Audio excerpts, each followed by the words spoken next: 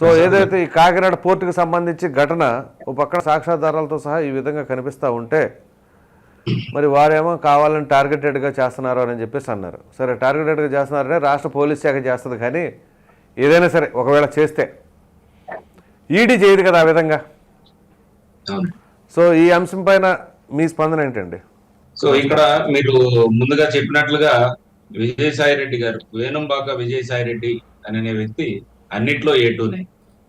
అది పార్టీలో పరంగా చూసినా, లేకపోతే కేసుల్లో చూసినా, గత కేసుల్లో చూసినా, ఇప్పుడున్న కేసుల్లో చూసినా కూడా వైఎస్ఆర్ సిపి 2019 నుంచి 2024 ఉన్న పరిస్థితుల్లో అక్రమంగా ఒక గన్ పెట్టి మరి రాపించుకున్న ఉదంతం ఏదన్నా ఉంది అని అంటే ఈ కాకినాడ సీపోర్ట్ కావచ్చు, కాకినాడ సెస్ కావచ్చు.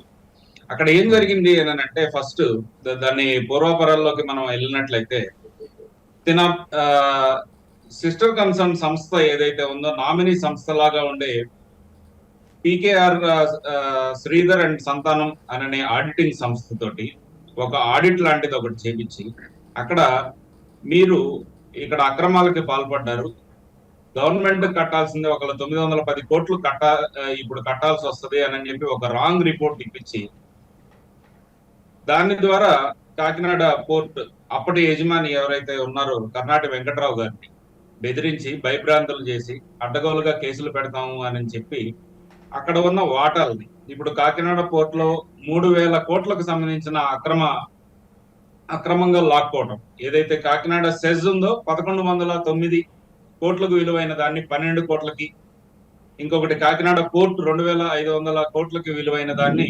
494 కోట్లకి ఇట్లా బలవంతంగా రాపించుకునే దాంట్లో వీరు క్రియాశీలక పాత్ర పోషించారు. ఆ తర్వాత వీరు అరవిందో చేతికి కాకినాడ పోర్టు కావచ్చు, కాకినాడ సెస్ కావటం వచ్చిన తర్వాత అదే రిపోర్టు 910 కోట్లది కాస్తే 9 కోట్ల 10 లక్షలకు మారిపోయింది.